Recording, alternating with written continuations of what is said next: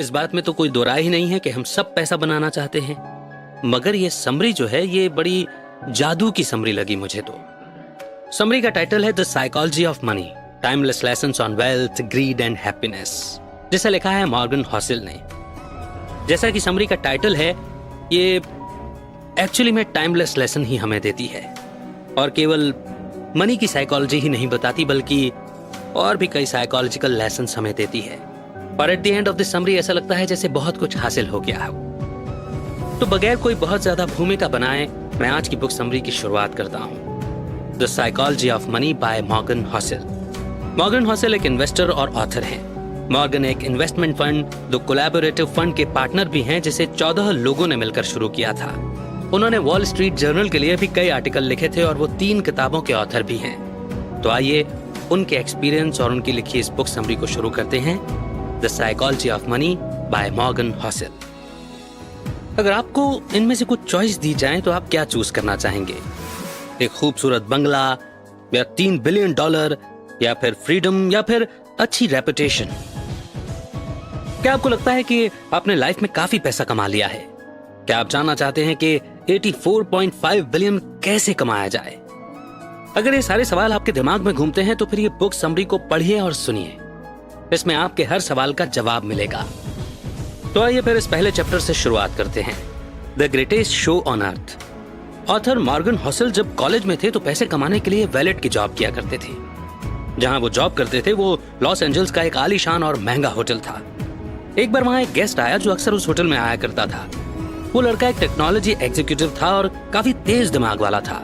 सिर्फ 20 साल की उम्र में ही उसने वाईफाई राउटर के लिए एक की कंपोनेंट डिजाइन करके उसे पेटेंट करवा लिया था। उस यंग मिलेनियर ने कई सारी टेक कंपनीज स्टार्ट की और बाद में उन्हें बेच दिया।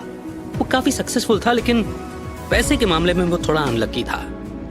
वो लड़का जहां भी जाता अपने साथ नोटों की गड्डी रखता था और जो भी उसके साथ बात करता उसे वो ये पैसे दिखाता था। वो शराब पीकर बड़ी बड़ी डींगे मारता था। एक दिन उस आदमी ने गाड़ी पार्क करने वाले गार्ड को बुलाया और उसे कुछ नोट देकर पास वाली दुकान में जाने का ऑर्डर दिया। गार्ड को नोट के बदले दुकान वाले ने $1000 के सोने के सिक्के दिए। उस यंग टेक्नीशियन ने उन गोल्ड कॉइन्स का क्या किया होगा? उसने वो गोल्ड कॉइन्स समुद्र में फेंक दिए। उसने अपने दोस्तों को भी बुला लिया और सबने मिलकर वो कॉइन्स समुद्र में ऐसे फेंक दिए जैसे कोई तालाब में पत्थर फेंकता है। उसके कुछ दिनों बाद एक दिन वो यंग मिलेनियर गलती से एक होटल के लैंप से टकरा गया। मैनेजर ने उसे कहा कि लैंप की कीमत $500 है, तो उस आदमी ने तमाशा खड़ा कर दिया। उसने अपनी जेब से पैसे निकालकर मैनेजर के मुंह पे दे मारे और बोला, ये रहे $5000, अब दोबारा मुझे अपनी शक्ल मत दिखाना। शायद आप सोच रहे होंगे कि ये मात्र एक कहानी है, कोई सच नहीं। आप शायद सोच रहे होंगे कि उस यंग मिलेनियर का क्या हुआ होगा, लेकिन ये स्टोरी एकदम सच है। इस किताब में आप ऐसी ही और कहानियां पढ़ेंगे, लेकिन इस कहानी के लास्ट में यंग मिलेनियर का दिवाला निकल जाता है। उसने कुछ ही सालों में जो कुछ कमाया था वो सब उड़ा दिया। उसके सारे पैसे खत्म हो गए और उसके यार दोस्त भी उसे छोड़कर चले गए। देखा आपने, पैसे से आप सब कुछ खरीद सकते हैं पर अच्छा व्यवहार नहीं खरीद सकते। चलिए एक कहानी और सुनते हैं। रोनाल्ड रीड एक जैनेटर यानी कि दरबान था। वो एक छोटे से गांव में पैदा हुआ और पला बड़ा था। वो अपने परिवार का पहला ऐसा इंसान था जिसने हाई स्कूल तक पढ़ाई की थी, और उससे भी मजेदार बात यह थी कि वो रोज लोगों से लिफ्ट लेकर स्कूल पहुंचता था। रोनाल्ड एक साधारण जिंदगी जी रहा था। 25 साल उसने एक गैस स्टेशन में गाड़ियां रिपेयर करने का काम किया। उसने जेसी पन्ने में 20 सालों तक फ्लोर की सफाई का काम किया। 38 साल की उम्र में रोनाल्ड ने एक 2 बेडरूम का घर खरीदा। उसने वो घर $12,000 में खरीदा और अपनी पूरी लाइफ उस घर में गुजारी। रोनाल्ड की शादी भी हुई पर कोई बच्चा नहीं हुआ। जब वो 50 का हुआ तो उसकी वाइफ चल बसी थी। उसके पड़ोसी का कहना था कि रोनाल्ड की मनपसंद हॉबी लकड़ियां काटना था। जिस दिन रोनाल्ड ने न्यूज हेडलाइन बनाई वो दिन था उसकी मौत का। ये 2014 की बात थी। वो 92 साल का था। रोनाल्ड रीड के पास $8 मिलियन थे। उसने $2 मिलियन अपने 2 सौतेले बच्चों के लिए छोड़े थे और $6 मिलियन एक लोकल हॉस्पिटल और लाइब्रेरी को डोनेट कर दिए थे। अगर आप विकिपीडिया में रोनाल्ड रीड के बारे में सर्च करेंगे तो उसमें आपको पता चलेगा कि वो एक चौकीदार, गैस स्टेशन अटेंडेंट, इन्वेस्टर, समाज सेवक और मिलियनेयर था। लेकिन ये कैसे हुआ? इसमें कोई ट्रिक नहीं है। रोनाल्ड ने कोई लॉटरी नहीं जीती थी और ना ही उसे कोई खानदानी पैसा मिला था। रोनाल्ड इतने सालों से पैसा बचाकर ब्लू स्टॉक चिप्स में इन्वेस्ट कर रहा था। बस इतनी सी बात थी। वो एक एक पैसा सेव करता था, यहां तक कि उसने कभी इंटरेस्ट भी नहीं निकाला था। उसने अपनी सेविंग को सालों साल कंपाउंड किया था और उसकी मौत तक उसके पास $8 मिलियन रकम जमा हो चुकी थी। क्या आप कंपाउंडिंग का कंसेप्ट जानते हैं? चलिए इसके बारे में हम बाद में बात करेंगे, लेकिन उससे पहले आपको एक और स्टोरी सुननी चाहिए। अब जरा एक नजर डालते हैं उस आदमी पर जो रोनाल्ड रीड से बिल्कुल हटकर था। रिचर्ड फ्यूस्कॉन मेरिल लिंच में एक एग्जीक्यूटिव था। उसने हार्वर्ड से MBA किया था और वो 40 की उम्र में रिटायर हो गया था। एक बिजनेस मैगजीन की under 40 most successful people list में उसका नाम भी शामिल था। कनेक्टिकट में रिचर्ड का 18,000 स्क्वायर फीट का बंगला था, जिसमें 2 स्विमिंग पूल, 2 लिफ्ट, 7 गैरेज और 11 बाथरूम थे। इस बंगले की मेंटेनेंस का खर्चा ही $90,000 पर मंथ था और इसकी मेंटेनेंस में रिचर्ड ने काफी बड़ा उधार लिया था। लेकिन फिर उसकी किस्मत ने करवट बदली। 2008 में फाइनेंशियल क्राइसिस आया और रातों रात रिचर्ड फुटपाथ पर आ गया। उसी साल उसने बैंक्रप्सी के लिए फाइल किया। इन दोनों यंग मिलेनियर्स रोनाल्ड रीड और रिचर्ड की कहानी से हमने क्या सीखा? फाइनेंशियल सक्सेस कोई साइंस नहीं है, बल्कि फाइनेंस ही एक ऐसी फील्ड है जहां रोनाल्ड रीड जैसे लोग भी सक्सेस हो सकते हैं। एक हम्बल एजुकेशन और एक्सपीरियंस वाला इंसान सर्जन, आर्किटेक्ट या इंजीनियर नहीं बन सकता, लेकिन फाइनेंस में रोनाल्ड रीड जैसा मामूली आदमी भी काफी बढ़िया अचीवमेंट कर सकता है। फाइनेंशियल सक्सेस एक सॉफ्ट स्किल है जिसे कोई भी सीख सकता है। ये एक यूनिक फील्ड है जहां आपकी नॉलेज से ज्यादा आप कैसे बिहेव करेंगे ये ज्यादा मायने रखता है। फाइनेंस की फील्ड पैसे की साइकोलॉजी समझने का तरीका है। आप चाहे जहां से भी हों, जैसे भी हों, पैसा आपका दिमाग बड़ा बना देता है। बस आपको अलर्ट रहने की और ध्यान देने की जरूरत है। हर कोई अमीर बन सकता है, पर हर कोई हम्बल नहीं होता। इन स्टोरीज और इनसे मिले लेसन के बाद हम आगे बढ़ते हैं और समझते हैं नेक्स्ट चैप्टर को, नेवर इनफ। वैनगार्ड के फाउंडर जॉन सी बोगल ने एक बार एक स्टोरी सुनाई थी। एक बिलियनर के घर पर पार्टी हो रही थी। एक कोने में कर्ट वैंगुएट और जोसेफ हेलर बैठे थे। दोनों अपने होस्ट की इनकम की बात कर रहे थे, जो कि एक हेज फंड मैनेजर था। कर्ट ने कमेंट किया कि उस आदमी की एक दिन की कमाई भी जोसेफ के नॉवल कैच 22 की पूरे साल की बिक्री से भी ज्यादा है। इस पर जोसेफ ने कमाल का जवाब दिया। उसने कहा कि उसके पास वो है जो हेज फंड मैनेजर के पास कभी नहीं होगा, और वो है इनफ। वैसे अभी आपकी सोर्स ऑफ इनकम क्या है? क्या आप बोल सकते हैं कि आपके पास इनफ मनी है? चलिए इन दोनों लोगों की स्टोरी से जानते हैं। रजत गुप्ता कोलकाता का एक गरीब लड़का था। वो एक अनाथ था, लेकिन 45 साल की उम्र में ही वो एक CEO बन गया। रजत दुनिया की जानी मानी कंसल्टिंग फर्म में से एक मैकेंजी के CEO थे। साल 2007 में जब वो कंपनी से रिटायर हुए तो उसके बाद उन्हें United Nations and the world economics forum में एक बड़ी इंपॉर्टेंट पोजीशन मिली। रजत 5 अलग अलग कंपनी के बोर्ड ऑफ डायरेक्टर भी थे। कोलकाता की झुग्गी झोपड़ियों से निकलकर उन्होंने सबसे अमीर बिजनेसमैन बनकर दिखाया। 2008 में रजत गुप्ता की वर्थ $100 मिलियन हो चुकी थी, लेकिन वो अपने पैसे से कभी भी सेटिस्फाइड नहीं हुए। वो एक सेटा मिलियनर बन चुके थे, तो अब उन्हें एक बिलियनर बनना था। वो उस सर्कल में आना चाहते थे। फिर रजत गोल्डमैन सैक्स के बोर्ड ऑफ डायरेक्टर बने। उन्होंने बिलियनर बनने के लिए खुद को आगे बढ़ाया। 2008 में गोल्डमैन सैक्स इकोनॉमिक क्राइसिस के दौर में थी। वॉरेन बुफे ने कंपनी को बचाने के लिए उसमें $5 बिलियन का इन्वेस्ट करने का डिसीजन लिया। एक बोर्ड मेंबर होने के नाते रजत गुप्ता को यह बात पब्लिक से पहले पता चल गई थी। वॉरेन की फंडिंग से बेशक कंपनी के स्टॉक ऊपर जाने के चांस थे। बोर्ड मीटिंग कॉल के 16 सेकंड बाद रजत ने एक हेज फंड मैनेजर राज राजा रत्नम को कॉल किया। ये कॉल कभी भी रिकॉर्ड नहीं हुई थी, पर राज ने तुरंत ही गोल्डमैन के 1,75,000 शेयर खरीद लिए। कई घंटों बाद वॉरेन की डील की खबर पब्लिक तक पहुंची। गोल्डमैन के स्टॉक एकदम से ऊपर चढ़ गए।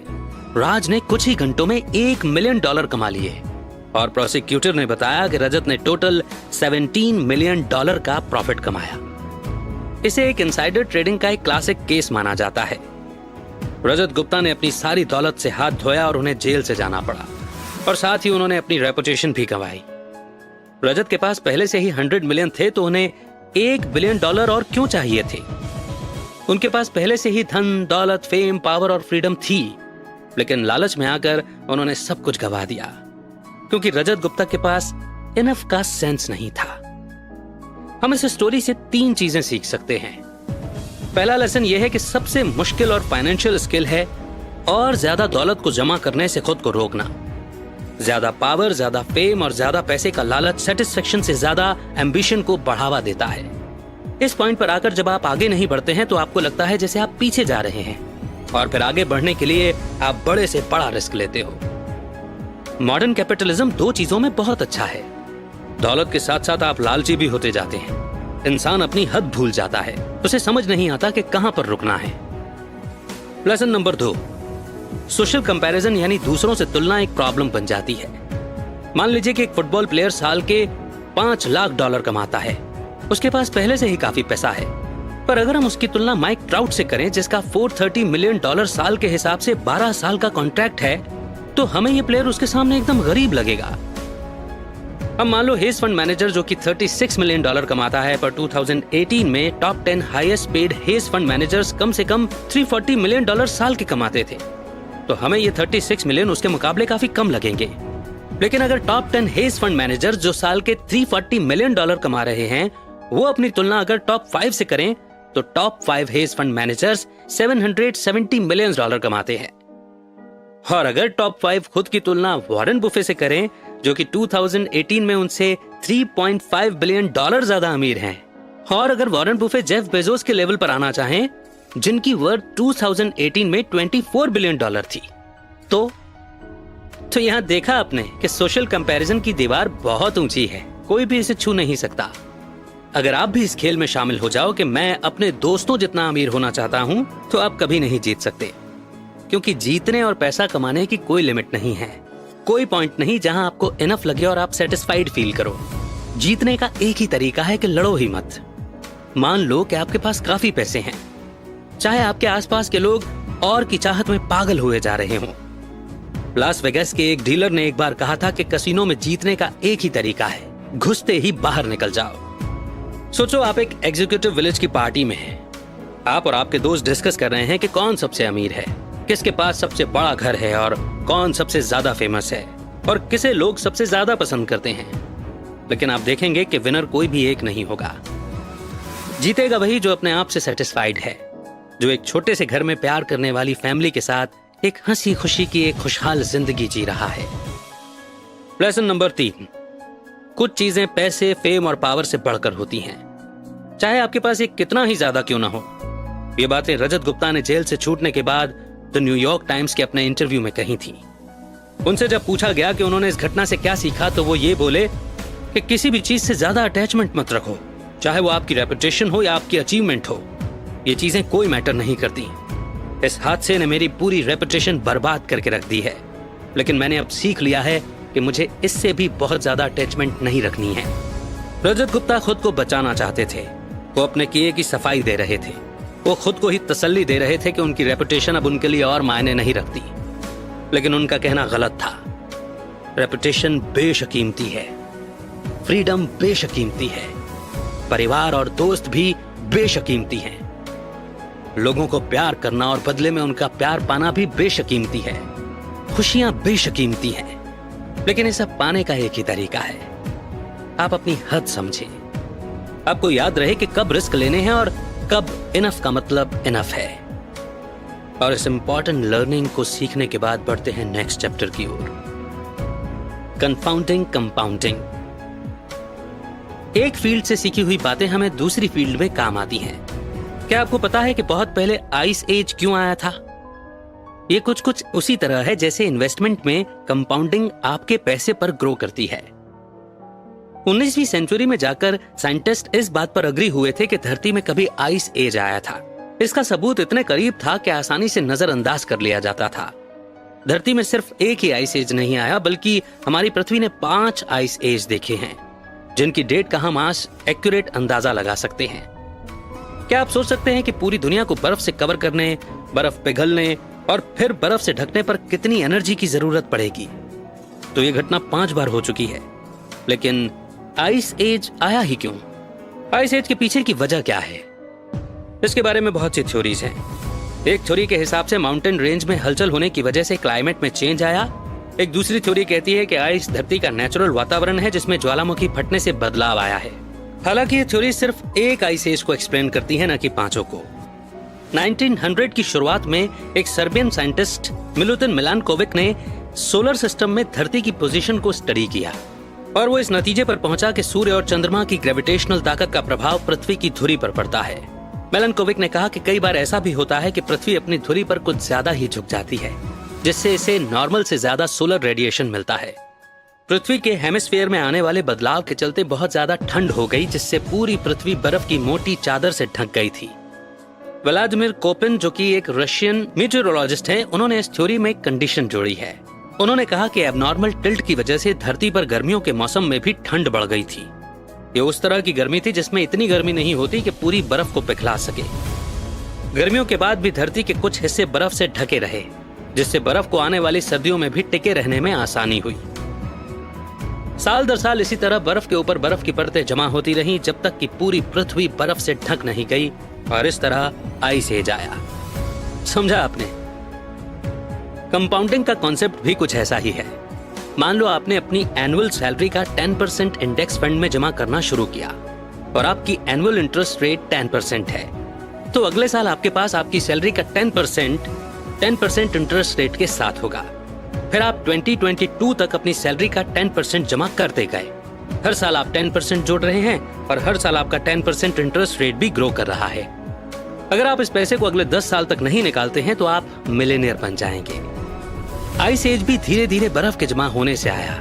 कंपाउंडिंग ऑफ इंटरेस्ट का मतलब भी यही है, धीरे धीरे पैसा जमा होना। क्या आपको पता है कि वॉरेन बुफे सिर्फ 10 साल की उम्र से ही इन्वेस्ट करते आ रहे थे? उन्होंने कभी भी अपने इंटरेस्ट का पैसा नहीं निकाला। उन्होंने कई सालों तक ये पैसा जमा होने दिया और जब वो 89 के हुए तो उनके पास $84.5 बिलियन था। ये उनके डिसिप्लिन और 8 दशकों के कंपाउंडिंग का नतीजा था। अगर आप कैलकुलेट करें तो वॉरेन बुफे ने अपने 50वें जन्मदिन के बाद ही 84.5 बिलियन कमाया। ये सब कंपाउंडिंग के पावर का कमाल है। इस इक्वेशन के बारे में सोचिए। 8 + 8 + 8 + 8 + 8 + 8 + 8 + 8 + 8 = 72। ये जोड़ है। लेकिन जब आप 8 को 8 से ही 9 बार मल्टीप्लाई करेंगे तो क्या होगा? 8 × 8 × 8 × 8 × 8 × 8 × 8 × 8 × 8 13,42,17,728। देखा आपने कितना फर्क है। वॉरेन जब 20 या 30 के थे तो वो अपना पैसा यूं ही खर्च नहीं करते थे और उन्होंने 60 या 70 का होने तक इन्वेस्टिंग नहीं छोड़ी। वो लगातार इन्वेस्ट करते गए। उन्होंने 25 सालों तक पैसा जमा किया। वॉरेन की दौलत पर कई सारी किताबें भी लिखी गई हैं। फिर से बता दें कि उनके पास $84.5 बिलियन हैं। उन्होंने 10 साल की उम्र से इन्वेस्ट करना शुरू किया था और 89 का होने तक वे करते ही रहे। अगर कंपाउंडिंग पर सच में कोई किताब लिखी जाए तो उसका नाम होना चाहिए शट अप एंड वेट। अमीर होने और अमीर रहने के बीच का फर्क। तो आइए अब एक और इंपॉर्टेंट चैप्टर समझ लेते हैं, अमीर होने और अमीर रहने के बीच का फर्क। Getting wealthy versus staying wealthy. अमीर बनने के कई तरीके हो सकते हैं, लेकिन अमीर बने रहने का सिर्फ एक ही तरीका है। चलिए तो ये बात हम इन 2 इन्वेस्टर्स की कहानी से सीखते हैं। जेसी लिवरमोर अपने टाइम का बेस्ट स्टॉक ट्रेडर्स में से एक था। वो 1877 में पैदा हुआ था, जब दुनिया को पता भी नहीं था कि ट्रेडर कोई भी बन सकता है। उससे पहले ही उसने खुद को एक ट्रेडर के तौर पर एस्टेब्लिश कर लिया था। 30 साल की उम्र में ही जेसी ने $100 मिलियन कमा लिए थे। 1929 में स्टॉक मार्केट क्रैश हो गई थी, जिसकी वजह से ग्रेट डिप्रेशन आया। उन दिनों चारों तरफ बस यही न्यूज छाई हुई थी। वॉल स्ट्रीट के न जाने कितने ही स्टॉक ट्रेडर्स ने सुसाइड कर लिया था। अक्टूबर 29, 1929 के दिन जेसी का परिवार घर पर उसका इंतजार कर रहा था। उसकी वाइफ और 2 बच्चे दरवाजे पर खड़े होकर उसके आने की राह देख रहे थे और उसकी मदर इन लॉ बेडरूम के अंदर बैठकर रो रही थी। जेसी घर पहुंचा, वो शॉक में था, पर इसलिए नहीं कि उसका दिवालिया निकल चुका था। उसने अपनी वाइफ को पूरी बात बताई। हुआ यूं था कि जेसी ने शर्त लगाई थी कि स्टॉक मार्केट नीचे आएगा और उसका अंदाजा एकदम सही निकला और वो करोड़पति बन गया। उस दिन अक्टूबर 29 को उसने $3 बिलियन पैसे कमाए थे। जब हर कोई ये शर्त लगा रहा था कि स्टॉक के रेट ऊपर जाएंगे, तो उस वक्त जेसी ने भविष्यवाणी कर दी थी कि स्टॉक मार्केट नीचे गिरेगा। बस फिर क्या था, वो शर्त जीत गया और रातों रात बिलियनर बन गया था। पर अब्राहम जर्मांस्की के साथ कुछ अलग किस्सा हुआ। अब्राहम एक अमीर रियल एस्टेट डेवलपर था। 1920 यानी कि 1920 के दौरान वो मिलियनेयर बन चुका था। बाकी ट्रेडर्स की तरह अब्राहम ने भी काफी बड़ी शर्त लगाई थी कि स्टॉक मार्केट ऊपर चढ़ता रहेगा। स्टॉक मार्केट क्रैश के कुछ ही दिनों बाद अब्राहम गायब हो गया था। दरअसल उसने सुसाइड कर लिया था। अब फिर से जेसी लिवरमोर पर आते हैं और उसकी स्टोरी पूरी करते हैं। 1929 की क्रैश के बाद जेसी ओवर कॉन्फिडेंट और अनस्टॉपेबल हो गया। वो एक के बाद एक बड़ी बड़ी शर्तें लगाता चला गया और जीतता गया। जेसी को यूं लगा कि जैसे वो हमेशा ही जीतता रहेगा। लेकिन 1933 में उसने स्टॉक मार्केट में अपना सारा पैसा गंवा दिया। जेसी भी कुछ दिनों के बाद गायब हो गया और उसने खुद की जान ले ली। जो चीज अब्राहम के साथ हुई थी वही 4 साल बाद उसके साथ भी हुई। अब्राहम की तरह वो भी सुसाइड करने पर मजबूर हो गया था। तो यहां समझा आपने, दोनों आदमी अमीर तो बन गए थे पर अपनी अमीरी बरकरार नहीं रख सके।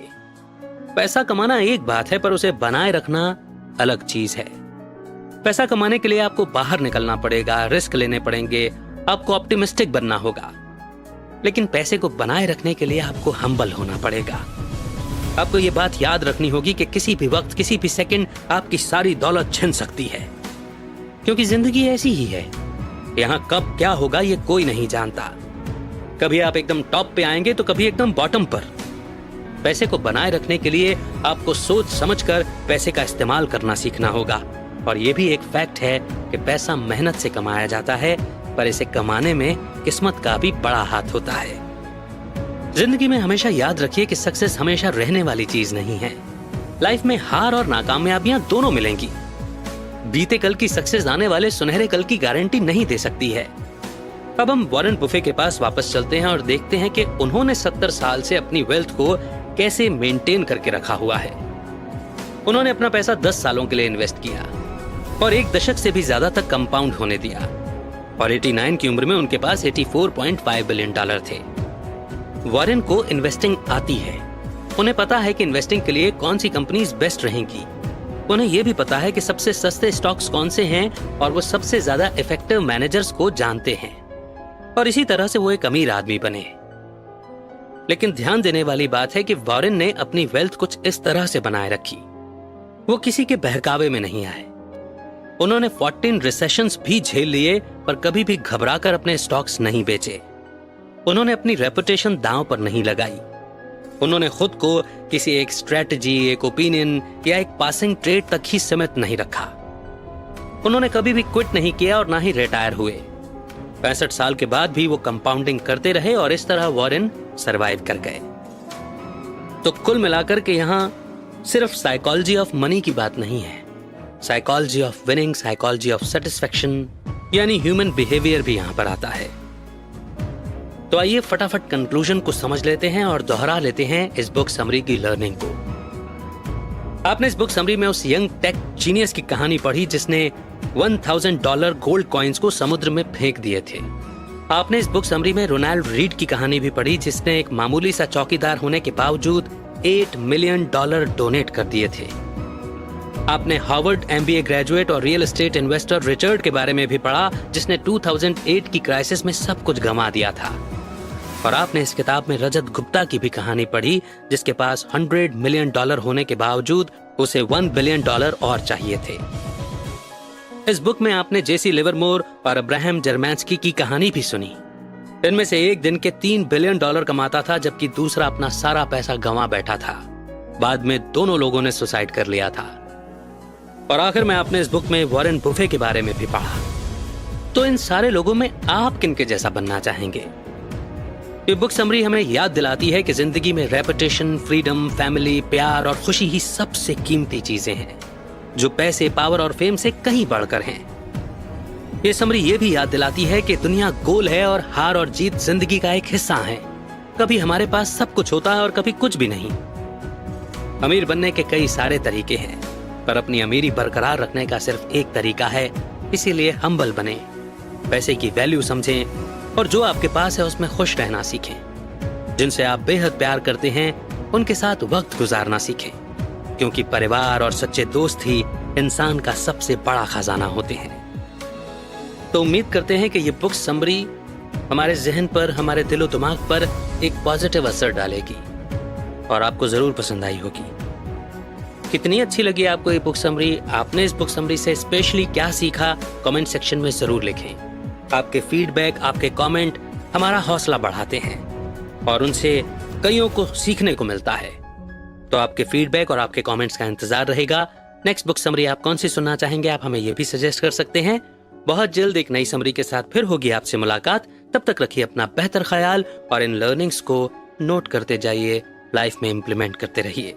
जय हिंद, जय भारत।